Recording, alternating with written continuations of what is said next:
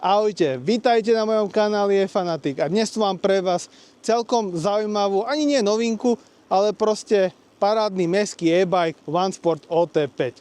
Je to e-bike, ktorý má hydraulické brzdy, možnosť odblokovania rýchlosti, pretože to tiež už všetky bicykle prichádzajú so zablokovanou rýchlosťou na 25 km za hodinu. Nie je to skladačka, má to metalizovaný frame, 27,5 palcové kolesá a celkom solidnú a veľkú baterku. Ak som vás zaujal, tak sledujte ďalej. V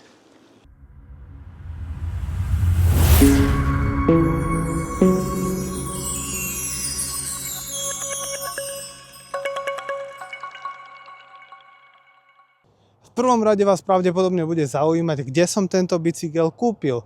Tak OT5 mi prišla z európskeho skladu priamo z e-shopu OneSport za nejaké 3 až 4 pracovné dni. No a ak by ste si chceli kúpiť tento bike, tak vďaka môjmu kupónu dostanete 100 € zľavu. Na stránke nájdete aj podrobne všetky parametre tohto e-bajku, ako aj recenzie užívateľov alebo youtuberov. Na výber tu potom máte 3 farby: šedá, ktorú mám ja, biela alebo modrá.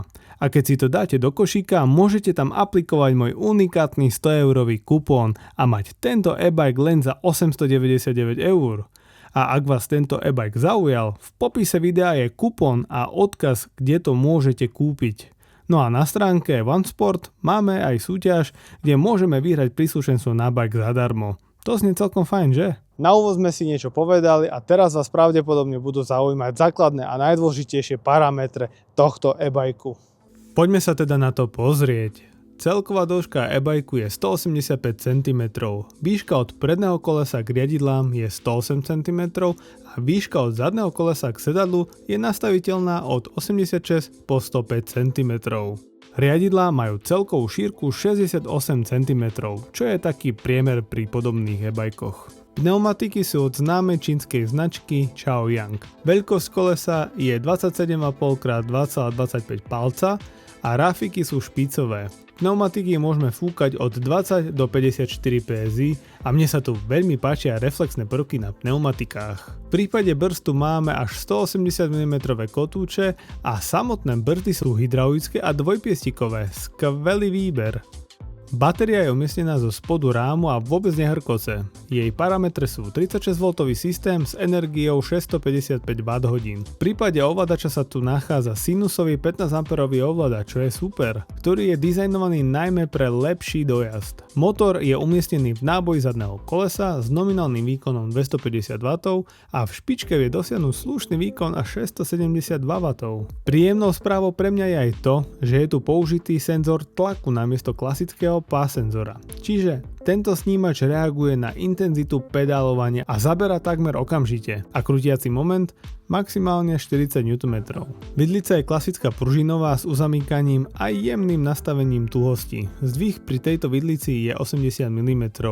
Možno trošku naškoduje to, že kvôli absencii zadného odpruženia tu nemáme odpruženú tyč sedadla. To by sa náramne hodilo. Súčasťou zadného kolesa je nepochybne aj 7-stupňové viackolečko od Shimana s rozsahom 14 až 28 zubov. Je to taká klasická zostava, akú poznáme aj z iných bajkov podobnej kategórie. Mohlo by tu byť však aj 9-stupňové viackolečko a s väčším rozsahom. To by sa najmä hodilo do kopcov. A prevodník?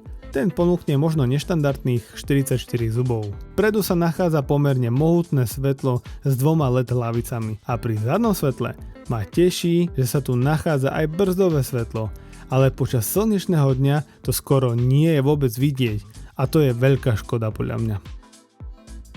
A ako vyzerá kokpit? Nie je tu, hádam, okrem samotného nabíjacieho portu pre nabíjanie telefónov takmer nič špeciálneho.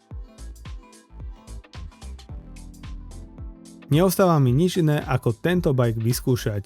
Aby ste si vedeli predstaviť veľkosť bajku, tak moja výška s topánkami je 190 cm a váha 100 kg. Celkom príjemná je aj váha, a to je 28 kg. Škoda, že to neváži o 3 kg menej. A ako sa na tom sedí? Nuž, prial by som si, aby boli riadidlá o niečo vyššie. OneSport OT5 na mňa pôsobí ale celkom dobre. Ešte rýchly test prednej vidlice. Na moju váhu je to tak akurát. Viem, že máte veľmi radi aj pohľad znútra. Vyzerá to tak, že ovládač je dizajnovaný priamo pre tento e-bike. Vidím tu zasilikonované SM konektory, ako aj M8 alebo ak chcete Juliet konektory. Poukladané je to tu celkom natesno, takže nič nehrkoce. Chcel by som vám ešte ukázať, ako je možné odblokovať rýchlosť z 25 km za hodinu na 32 km za hodinu na OneSport OT5. Z výroby vám príde tento bicykel zablokovaný na tých európskych 25 km za hodinu. Tuto o chvíľku uvidíte. Toto je maximum, hej? Dobre. A keď chcem zvýšiť rýchlosť na 32 km za hodinu, vypnem bicykel, stlačím brzdu a držím zapínacie-vypínacie tlačidlo po dobu 10 sekúnd minimálne. 6, 7, 8, 9, 10, 11, 12. Ja si tam pripočítam vždy zo pár sekúnd navyše. OK? Druhý test. Je to tam. Toto je jednoduchý návod, ako odblokovať rýchlosť na OneSport OT5. Poďme sa teda pozrieť na to, ako jazdí OT5.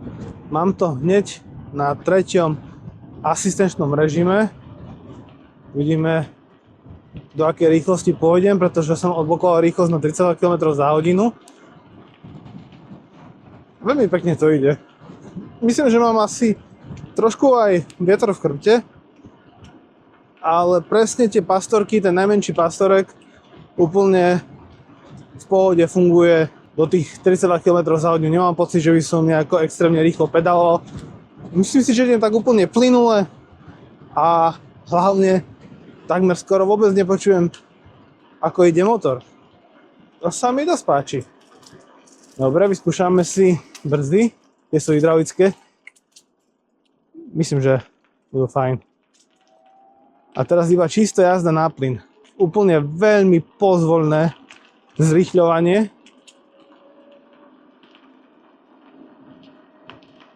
Stále som na 3. asistenčnom režime, 29,5 na displeji. Uvidíme, čo hovorí GPS. 31,3, 4. Hop.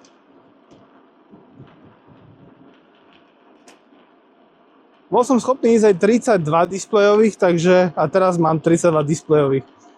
Neviem, či idem aj reálne takto, povedal by som, že možno, že je to 30.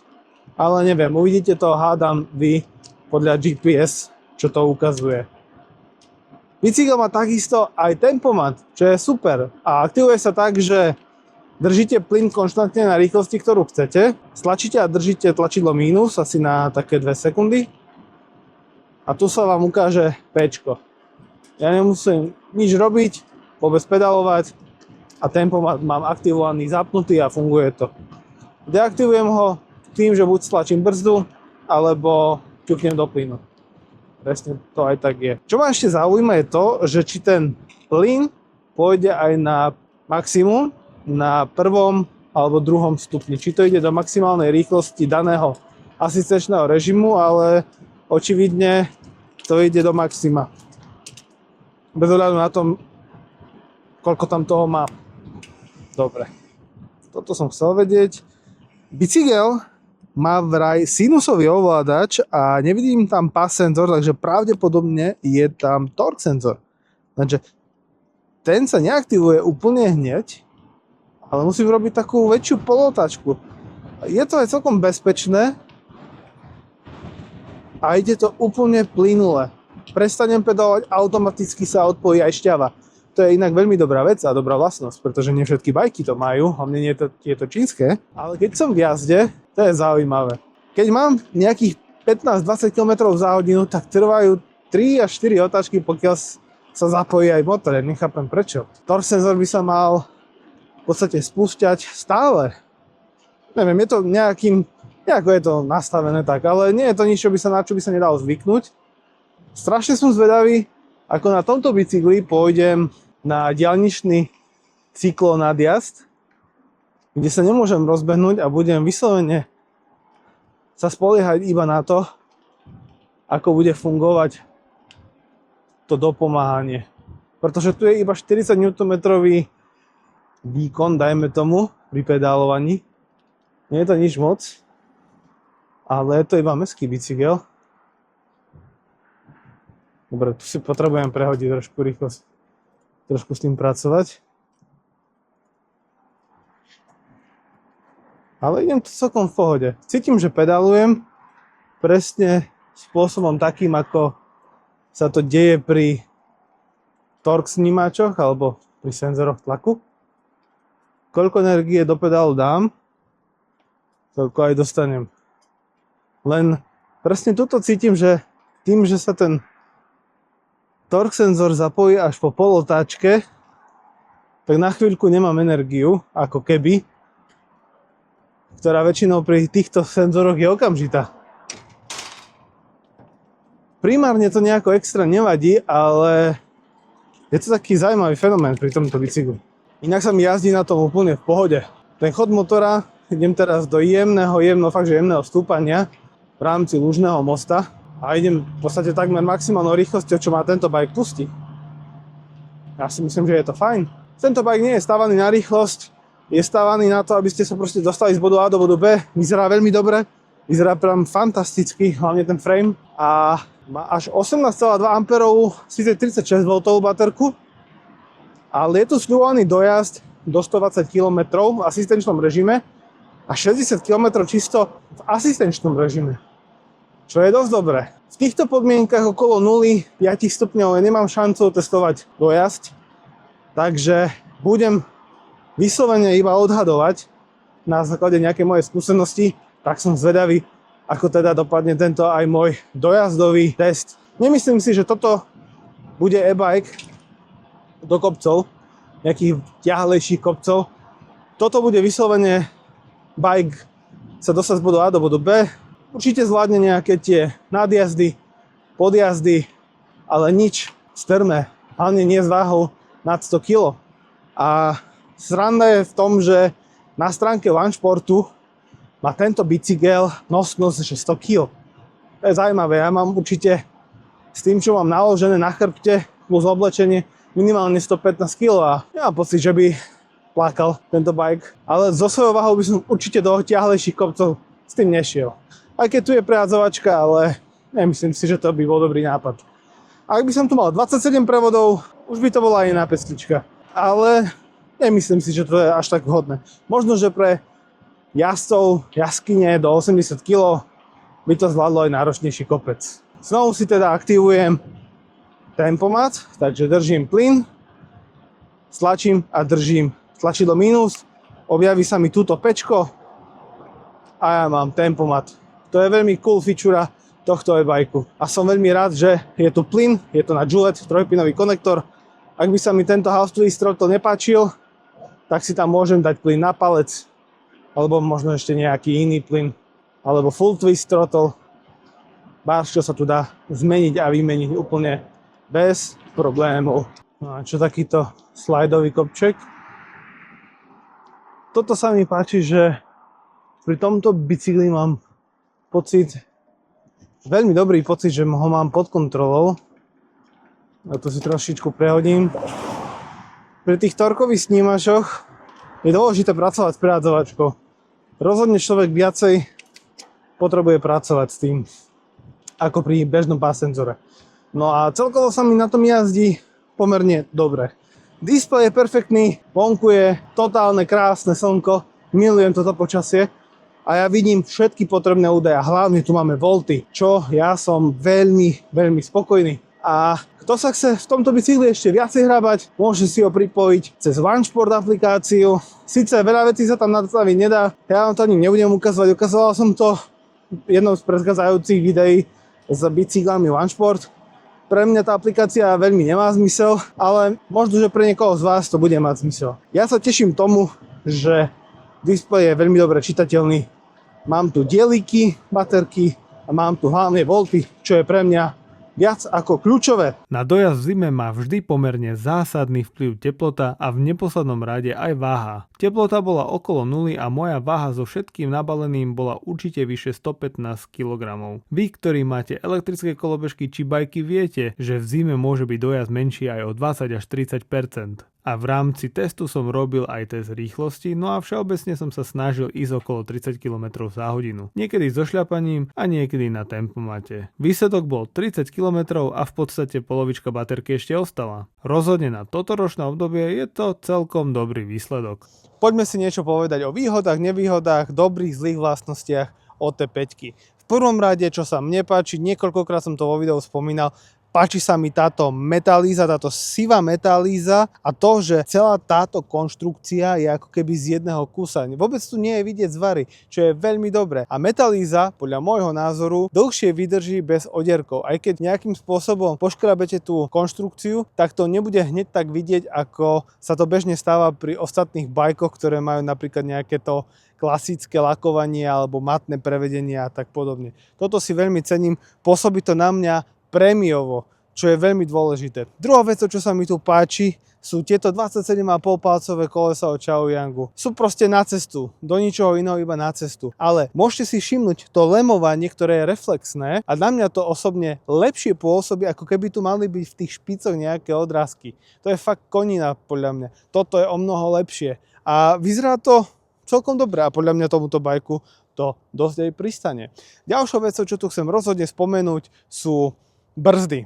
Sú hydraulické, máme tu 180 mm kotúče a brzdí to dobre. No a ďalšou vecou, čo by sa tu dalo určite spomenúť, je rozhodne možnosť odblokovať bicykel, respektíve rýchlosť bicykla z 25 na 32 km za hodinu a nerobí sa to eventuálne nejako veľmi ťažko. A tých 32 km za hodinu možno, že nie je veľa, ale mne to napríklad stačí a do mesta je to fajn, je to lepšie ako tých 25 km za hodinu. Podľa mňa celkom dobré. Fajn je aj to, že máme tu dosť solidné predné svietenie a zadné svetlo s tou e-brzdou. Chcem však podotknúť, že za slnečného dňa takmer vôbec nie je vidieť, že brzdíte. Takže toto mohlo byť trošku lepšie, ale som rád, že to tu vôbec je. Pretože dosť veľa bajkov, ktoré prichádzajú z Číny, buď zadné svetlo nemajú, alebo majú iba to zadné bezbrzdového. Toto je taký prvý krok na ceste k lepším zajtrajškom. No a takým highlightom pre mňa sú displeje, ktoré dáva OneSport. Nikde inde som ich asi nevidel, možno ešte pri Duoc bajkoch, ale majú neskutočne dobrú čitateľnosť za slnečného svetla. Viete si prepojiť tento bicykel s OneSport aplikáciou. Ja som ju v tomto videu nespomínal ešte, nebudem ju spomínať ani teraz, pretože pre mňa tá aplikácia nemá žiaden benefit. Neviete si tam skoro nič nastaviť, vidíte tam kilometre, viete sa pridať do určitej komunity. Je to niečo fajn možno, ale chýba mi tam také niečo extra, prečo by som si mal stiahnuť tú aplikáciu a pravidelne ju používať. Ale rozhodne sa mi páči tá čitateľnosť na priamom slnečnom svetle a to, že tu máme volty, čo je perfektné.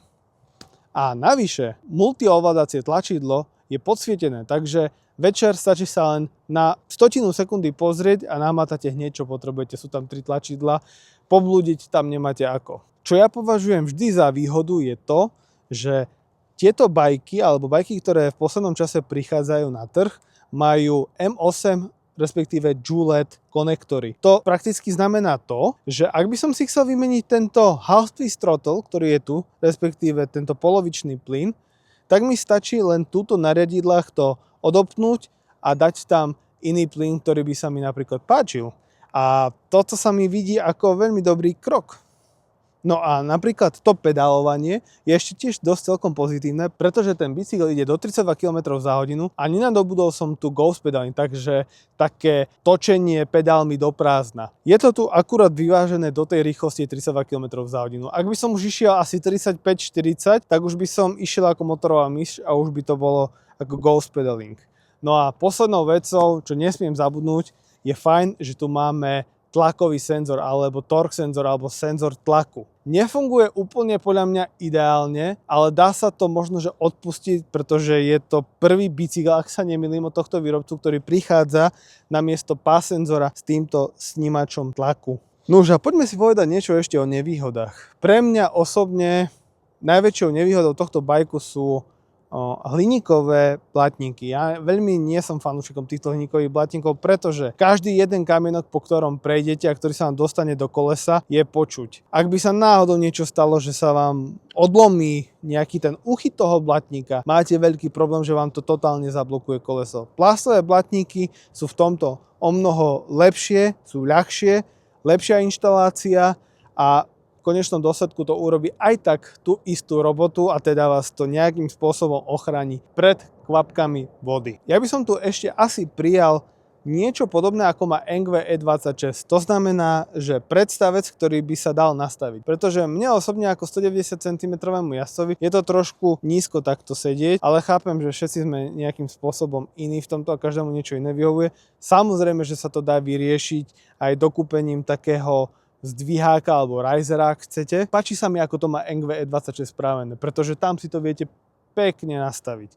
A takisto by som tu prijal aj širšie riadidla. Týchto 66 či koľko centimetrov mi príde trošku asi krátkych, ale sú to veci, ktoré sa dajú v podstate jednoduchým spôsobom dokúpiť. A asi poslednou vec, čo by som tu rád zmienil, je to, že na to, že tento bicykel sa aktívne predáva v Európskej únii prakticky asi vo všetkých štátoch, absentuje tu nejaký štítok, ktorý by hovoril o základných parametroch tohto bicykla. Áno, štítok je na baterke, ale ten hovorí iba čisto o baterke informácie a nie o celom bicykli. Pretože tento bicykel má 250 W nominál, viete mať tam zablokovanú rýchlosť na 25 km za hodinu, ale chýbajú mi tie údaje, pretože ak vás stopnú policajti alebo nejaká kontrola, rozhodne budú pozerať na to, že či tam ten štítok je alebo nie.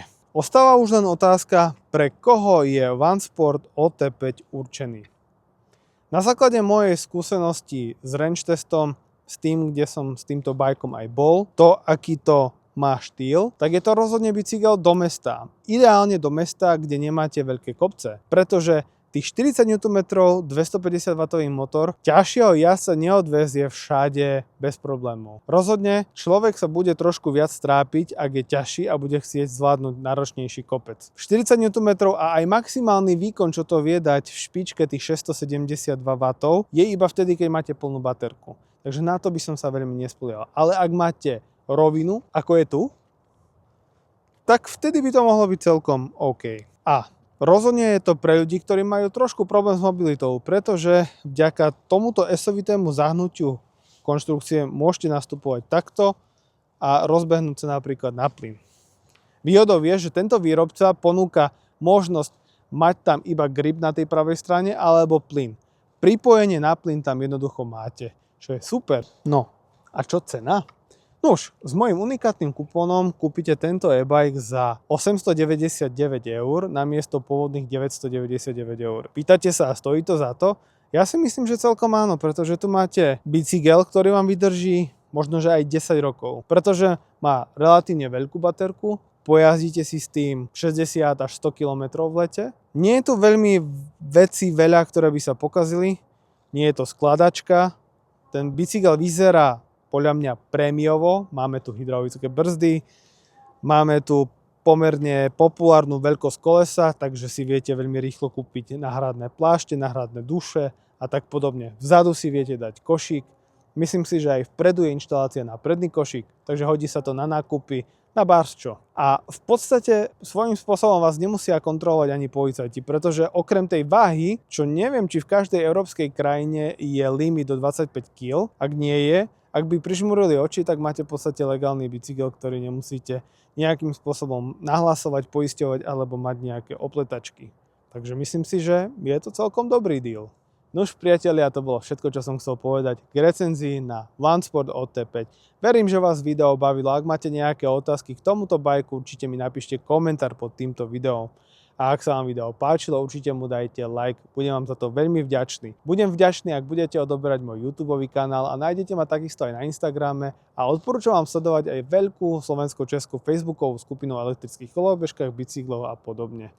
No a my sa spolu vidíme pri ďalšom videu, pri ďalšej recenzii, nech už to bude čokoľvek. Majte sa krásne, čaute.